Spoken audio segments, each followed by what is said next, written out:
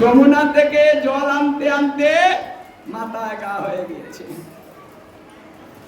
কিন্তু গুরুদেব আমি বুঝতে পারছি না মাথার মধ্যে কি হয়েছে, ওটা আমি বুঝতে পারছি না। গুরুদেব বলছেন তোর মাথার মধ্যে গা হয়েছে আর তুই বুঝতে পারছিস না, এখানে পোকা হয়েছে তুই বুঝতে পারছিস না কেন রে? বলছে গুরুদেব কেন জানেন, এই মাথাটা আমি আপনার চরণে লুটিয়ে দিয়েছি, মাথাটা তো আমার নয়।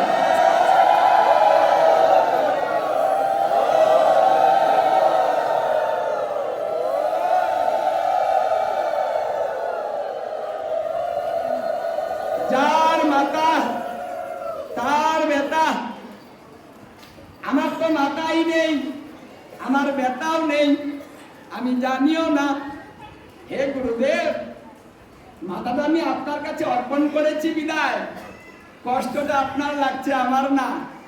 দেখুন আপনি দেখেছেন মাথার মধ্যে কি হয়েছে, আমি দেখিনি, আমি জানি না, আপনি জানেন, কারণ ওটা আপনার, তাই আপনি জানেন, আমার নয়, আমি জানি না। মানে গুরুদেব এই নরোত্তমের প্রতি কথায় কথায় শুধু দুর্বল হয়ে যাচ্ছেন। দেখুন ভক্তের কাছে ভগবান স্থির থাকতে পারেন না, তাহলে গুরুদেব কি করে শিষ্যের কাছে স্থির থাকবেন? তিনিও থাকতে পারেন না। নরোত্তম চল, তোকে দীক্ষা দিব, তুই একটা কাজ কর, বৃন্দাবনের সবাইকে নিমন্ত্রণ কর, আমি তোকে দীক্ষা দিব, সবাই যেন সেই দীক্ষাতে সাধুগুরু মহন্তগণ উপস্থিত থাকে, সকলের উপস্থিতিতে আমি তোকে দীক্ষা দিতে চাই। নরোত্তম বৃন্দাবনে যত মহাত্মাগণ সাধুগুরু বৈষ্ণব সবাইকে নিমন্ত্রণ করে আসলেন যে আমাকে দীক্ষা দিবেন, আপনারা নিমন্ত্রিত ওখানে উপস্থিত থেকে আমাকে কৃপা করবেন। বৃন্দাবনের সবাই জানেন যে লোকনাথ গোস্বামী দীক্ষা দেন না, দিবেন না। উনি আবার দীক্ষা দিলেন, নিজের কথা রাখলেন না, এত নিচে নেমে গেলেন, প্রতিজ্ঞাটা ভঙ্গ করে ফেললেন। কারণটা কি? এই কারণটা জানতে হবে। মানে কেমন ব্যক্তি দীক্ষা নিবে, যে দীক্ষাটা দিতে বাধ্য হয়েছেন, এই দীক্ষাটা আমাদের অবশ্যই দেখতে হবে। এই জন্য বৃন্দাবনের সবাই সেই দীক্ষাতে উপস্থিত হয়েছিলেন।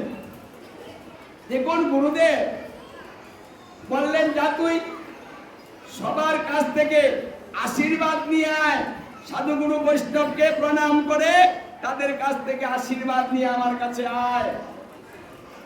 আজ নরোত্তম ঠাকুর সাধুগুরু বৈষ্ণবের কাছে গিয়ে উলণ্ঠিত হয়ে প্রণাম করে করজোরে বলছেন, হে মহাত্মাগণ আমাকে কৃপা করুন, আমার যেন কৃষ্ণ ভক্তি লাভ হয়, আমি যেন আমার গুরুর প্রতি শ্রদ্ধা ভক্তি বিশ্বাস রেখে তার আদেশ নির্দেশ পালন করে এই বাকি জীবন আমি কাটিয়ে দিতে পারি। আমার মধ্যে যেন অন্য কোনো ভাবনা চিন্তা না আসে। মানে সবাই তার আচরণ দেখে কথা শুনে মুগ্ধ হয়ে গেলেন। সাধারণ কথা নয়, লোকনাথ গোস্বামীর মন দুর্বল হবে না কেন? এত সুন্দর শিষ্য কজন পায়? শিষ্য পাওয়া তো কঠিন। সবাই প্রাণটা খুলে আশীর্বাদ করে দিলেন, তোমার কৃষ্ণ ভক্তি হোক। বৃন্দাবনের সকল সাধুগুরু বৈষ্ণব আশীর্বাদ করে দিলেন। এবার মন্দিরে গুরুদেবের কাছে গেলেন। গুরুদেবের কাছে যখন গিয়েছে, গুরুদেব বলছেন, নরোত্তম এখন তুই আমার চরণ ধৌত করে দে, আমার চরণটাকে ধৌত করে দে। গোসাই প্রেমানন্দে হরি হরি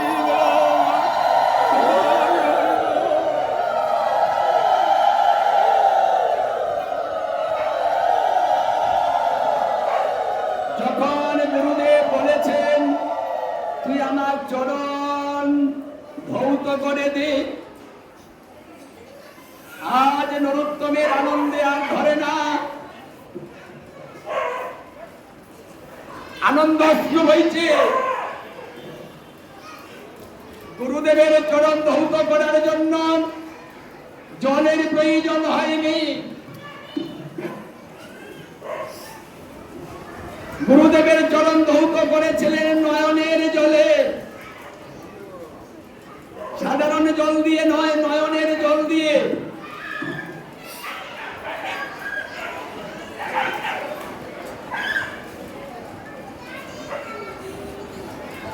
গুরুদেবের পূজা অর্চনা সম্পাদন করলেন গুরুদেব। এবার বলছেন, নরোত্তম, এখন তুই জীবনে জীবনে জনমে জনমে যত পাপ করেছিস সমস্ত পাপ তুই আমাকে দে,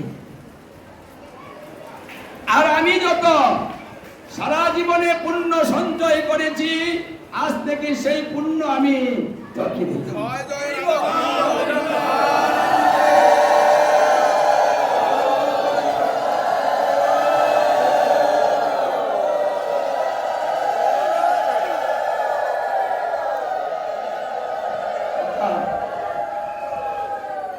ওরে সাধু গুরুর চরণ দৌত জল, শুনেছি সর্বতীর্থের ফল এক বিন্দু করলা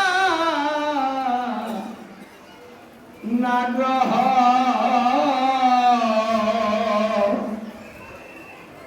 ওই আমার দিনে দিনে দিন ঘুরালো, গুরু আমায় কেন পাঠালো গো। ওই আমার জনম কি যাবে বিভোলে, আমার এই জনম কি যাবে বিভোলে। এ জনম গেল বিভোলে। গুরুদেব বললেন, নরোত্তম, শিষ্যের যত অপরাধ থাকে সমস্ত অপরাধ গুরুদেবকে বহন করতে হয়। আগে শিষ্যকে অপরাধ থেকে মুক্ত করে তারপরে দীক্ষা দিতে হয়। তাহলে যখন গুরুদেব কত আপন, পাপের সঙ্গী কেউ হয় না, দলের সঙ্গী সবাই হয়। একমাত্র গুরুদেব হলেন ব্যতিক্রম, তিনি হলে আপন, তিনি একমাত্র পাপ নেন আর নিজের সাধন ভজনের সমস্ত শক্তি শিষ্য নেন।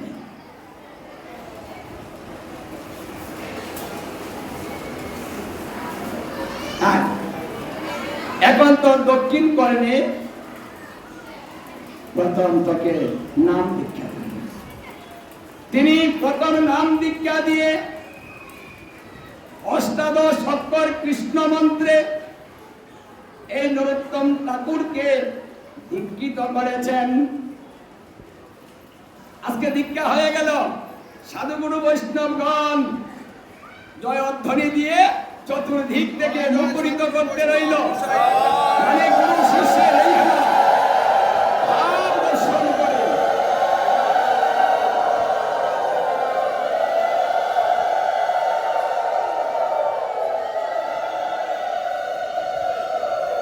মানে দীক্ষা তো অনেকেই হয়, কিন্তু এমন সুন্দর ভাবে দীক্ষা হয় না। সবাই প্রাণ খুলে আশীর্বাদ করলেন। নরোত্তম দীক্ষা হলো, 1 বছরে তার মনের ইচ্ছা পূর্ণ হল। এবার গুরুদেবের সঙ্গে তার আপনতা আরো বেড়ে গেল, অধিকার বেড়ে গেল। এবার মনের আনন্দে কৃষ্ণ নাম করিতে করিতে পুষ্প চয়ন করেন, আনন্দে আবার দীক্ষা হয়েছে। আরে মন্তর আনন্দে যাবে বদলে গুরুর নাম, গুরু ব্রহ্মা গুরু বিষ্ণু গুরু ভোলানাথ। ওরে দিন তোর আনন্দে যাবে ভজলে গুরুর নাম, গুরু ব্রহ্মা গুরু বিষ্ণু গুরু ভোলানা। আমার বাড়িতে ওলারা নাই, শান্তিটাও করতে পারলাম না। এই জন্য আনন্দ চিত্তে তিনি কি করলেন, একদিন পুষ্প চয়ন করে একটা বয়জয়ন্তী ফুলের মালা গেঁথে গুরুদেবকে নিয়ে দিলেন। বয়জয়ন্তী ফুলের মালা, দেখুন মালা যে দেয় তার কমে যায় জ্বালা। এই জন্য গোবিন্দকে সাধুগুরু বৈষ্ণবে গীতা ভাগবতে মালা নিয়ে আসতে হয়। আর আমাদের মধ্যে বাবার একটা মালা আনবে, তাই আনতে চায় না, কারণ এই তত্ত্বটাই বুঝে না একটা মালায় কি করতে পারে আপনাকে। মালায় যতগুলো পাপড়ি থাকে ততদিন পর্যন্ত ভগবত ধামে থাকতে পারে, মালায় এত গুণ। এই জন্য সে একটা বয়জয়ন্তী ফুলের মালা গেঁথে গুরুদেবকে দিয়ে, গুরুদেব এই মালাটা পেয়ে খুব খুশি হলেন। আজকে আমার বিগ্রহ মনের মতো সাজাবো, খুব সুন্দর হয়েছে মালাটা। বয়জয়ন্তী ফুলের মালা চিনেন? আপনারাও গাঁথবেন, এই পাটে নিয়ে আসবেন, গেতে কালকে আনবেন। বয়জয়ন্তী ফুল কে চিনেন? হাত তুলেন তো, কালকে নিয়ে আসবেন। কেউ আছেন? মা বাবা?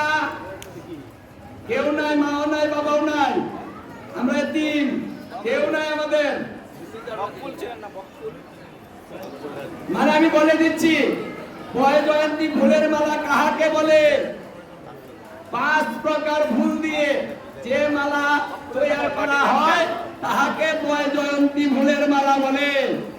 খুব কঠিন কিছু নয়, ভয় পাবেন না, সবাই পারবেন। 5 প্রকার। বনফুলের মালা চিনেন?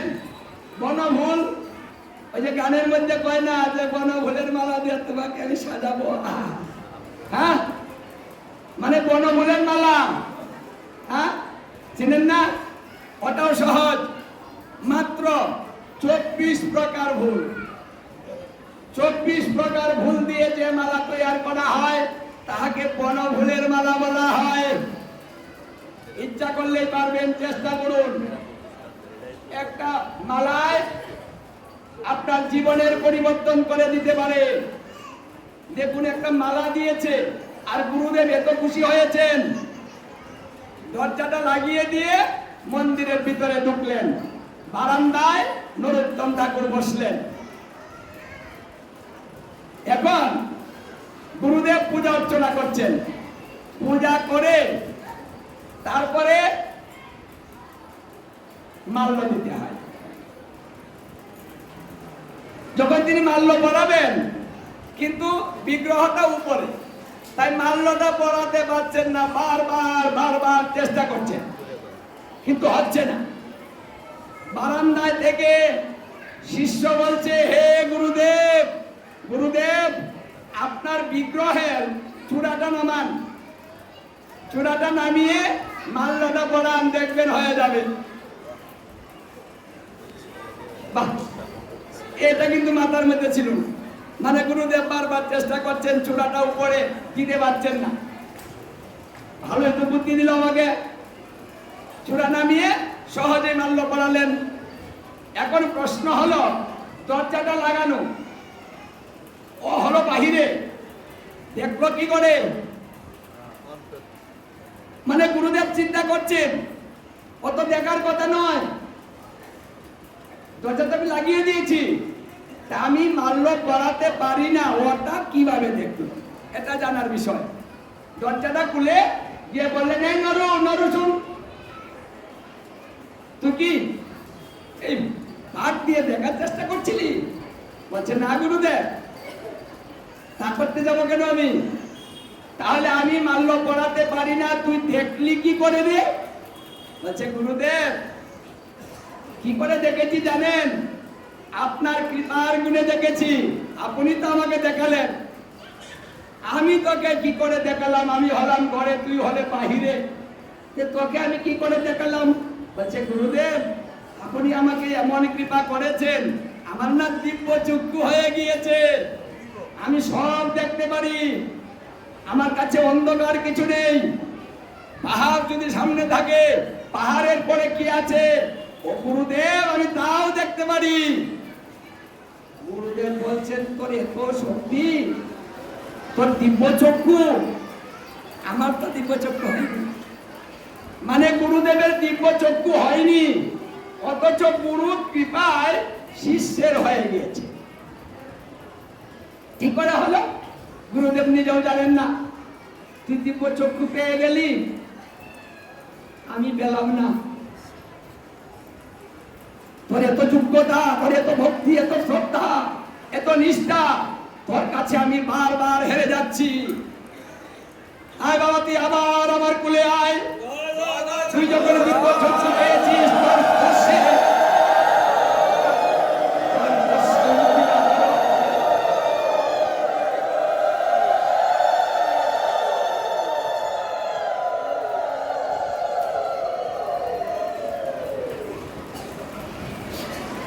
যদি তোর স্পর্শে আমার কিছু হয়, আমার সাধন ভজন দিয়ে আমার কিচ্ছু হবে না, আমি বুঝতে পেরেছি তোর মতো শিষ্য করে আমার জীবন ধন্য হয়ে গিয়েছে। গুরুদেব তার শিষ্যকে বক্ষে ধারণ করে নয়ন জলে ভক্ত প্লাবিত করতে লাগলেন। আমি তোকে দীক্ষা দিতে চাইনি, আমি জীবনে ভুল করতাম, এমন শিষ্য কজন পায়? আমার বহু জন্মের স্বীকৃতি ছিল, তাই তোর মতো আমি একজন শিষ্য পেয়েছি। নরোত্তম তুই আমাকে ফেলে রেখে কোথাও যাবি না তো? সদা সর্বদা তুই আমার কাছে থেকে তুই আমাকে দেখাশোনা করবি। আমার যখন শেষ দিন চলে আসবে সেদিন বাবা তুই আমাকে পার করে নিয়ে যাবে।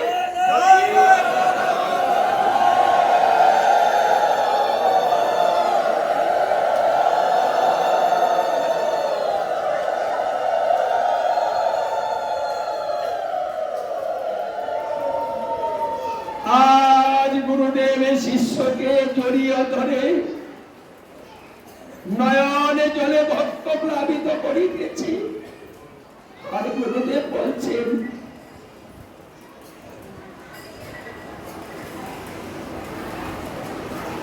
পরপারে তুই হবে আমার সঙ্গী বাবা।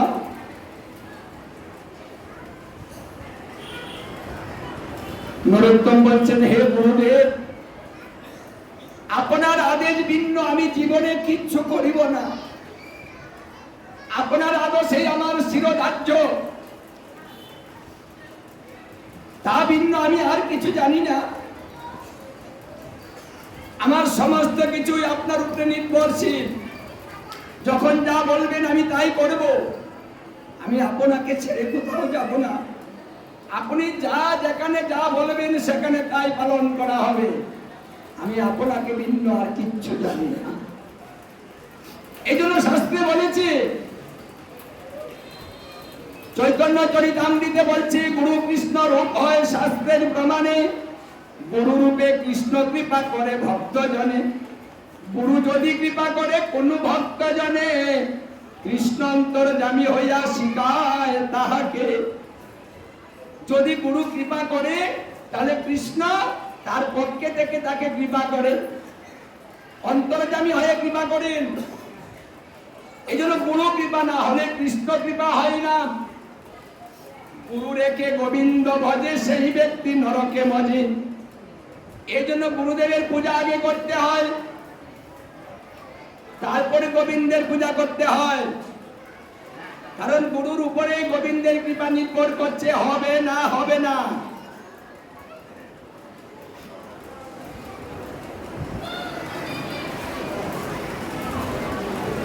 এইভাবে নরোত্তম ঠাকুর গুরু কৃপা প্রাপ্ত হয়েছেন। গুরুদেব বললেন তোকে আমি আশীর্বাদ করলাম, তোর নাম কোনদিন পৃথিবী থেকে মুছবে না, যে পর্যন্ত পৃথিবী থাকবে তোর নাম সঙ্গে সঙ্গে থাকবে। তুই তুই হবি প্রেম ভক্তির মহাজন, আমি তোকে সেই আশীর্বাদ দিয়ে দিলাম।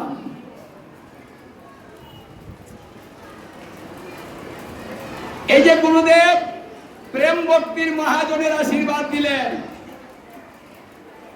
মহাজন বানিয়ে দিলেন গুরুদেব। এই জন্য গুরুদেব শিষ্যকে উপরে তুলে দিতে পারেন, আবার নিচে নামিয়েও দিতে পারেন। গুরুদেব তুলে দিলেন। এই যে দিন দিন সেটা বৃদ্ধি পাচ্ছে, চতুর্দিকে ছড়িয়ে যাচ্ছে, ওখানে যেই যাবে সেখানে প্রেম লাভ হবে। তাই জীবনে একবার করে হলেও নরোত্তম ঠাকুর মহাশয়ের খেতুরি ধামে গিয়ে একটু প্রেম ভক্তি নিয়ে আসবেন, গেলেই পাবেন, গেলেই দিবে, অভাব নেই। এই জন্য গুরু কৃপাহি কেবলম। আমাদের জীবনটাও গুরুর উপরে নির্ভরশীল। যদি গুরু সুন্দরভাবে পরিচালনা না করতে পারেন, না ধরতে পারেন, আর গুরুর আদেশ নির্দেশ প্রতিপালন করতে না পারেন, তাহলে এই মনুষ্য জন্ম ধারণ করা বৃথা হয়ে যাবে। বারবার জন্ম গ্রহণ করে পৃথিবীতে আসতে হবে, সেই ব্যক্তির কোনোদিন মুক্তি লাভ হবে না। এই জন্য মনুষ্য জন্মটা কদিন বলুন? হাসি আনন্দ কদিন? কে কদিন কার পাশে থাকে? বন্ধু কদিন, বেশি দিনের নয়। এটা সুসময়ের জন্য। সুসময়ে বন্ধু বটে অনেকেই হয়, অসময়ে হায় হায় কেউ কারো নয়। এই দেহটার যখন অসময় হবে, তখন আপনার পাশের বন্ধুগুলা সরে যাবে, কেউ কাউকে ভালোবাসবে না। এটা স্বার্থপর জগৎ।